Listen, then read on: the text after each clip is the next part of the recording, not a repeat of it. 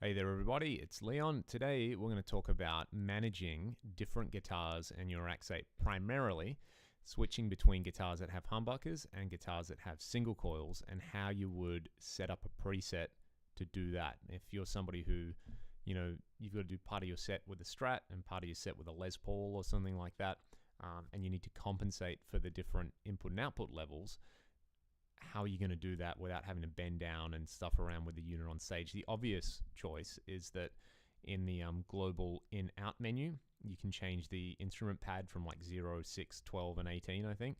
I normally set around 12 for my humbucker guitars and 6 for my single coil guitars, so there's that kind of 6 dB pad in there, which I guess, if you think about this, how would you handle this in the real world? A lot of people will include something like, a clean boost, right at the front of their pedal board, so that if they, I guess like the MXR micro amp or an EP booster or something like that, the idea that you go and grab the Strat, you step on the boost pedal, and it should be giving you about the same amount of input into your amp as your humbucker guitar. So we can do that in the AX8 really easily.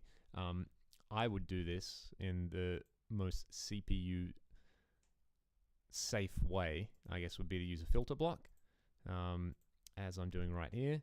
And I'm just going to leave it as a null filter, and you can crank the level a little bit. Normally, to start, I'll start with 3 dB. So I've got a Les Paul plugged in at the moment, and if this is my tone with the Les Paul but without the filter block on,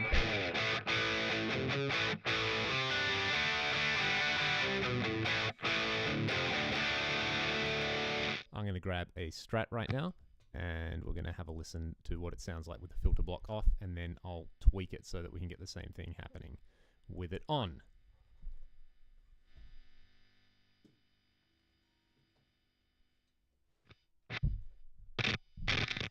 And I apologize about all the buzzing happening there. So here's the Strat.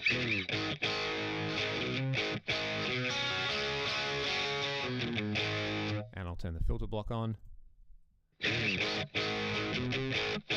So it doesn't quite sound there. I'll maybe try 6 dB to, as I was talking about with the pad before, was about 6 dB.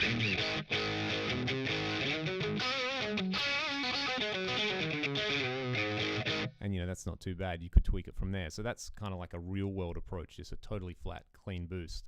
The other thing you can do is when you go into the amp block, you can adjust the input trim parameter. And I think this is a really handy one. Let's have a listen to it on 1 and on 2. Which basically seems to do the same thing as the filter block trick. You can tweak this as precisely as you like. But what I would do in order to manage this live, I would attach a control switch. Do that here. And I'd set the minimum amount to be 1. The only frustrating thing is you have to do this manually. It would be lovely to just type it in. And I'll set the maximum to 2. And then when I swap between a Les Paul and a Strat, this is so frustrating. 2, almost. Well, that'll do, that's close enough. And then what I would do is, in the foot switches menu, I would just crank on my, where is it? Control switch number 1. There we go. So when I've got it off, it's set up for my Les Paul. Want to turn it on, set up for a Strat.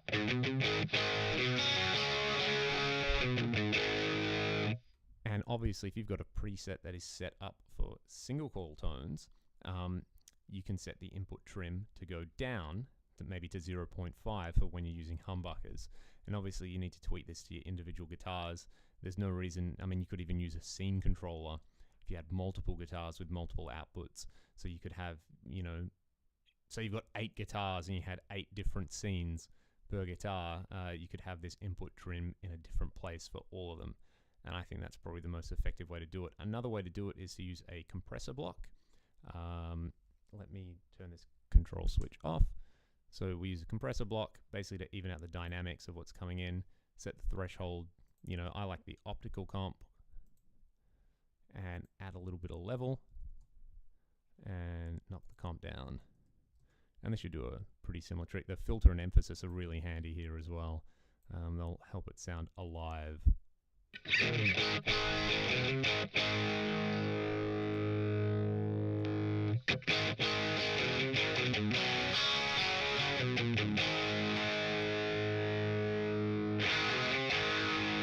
The reason I like this is it actually kind of simulates that compression you get with humbuckers hitting the front end of an amp, which may be more of what you're going after, or it may, to your ears, it might be kind of killing the character of the guitar. But probably personally, the compressor is my favorite way to do it if I only had two guitars.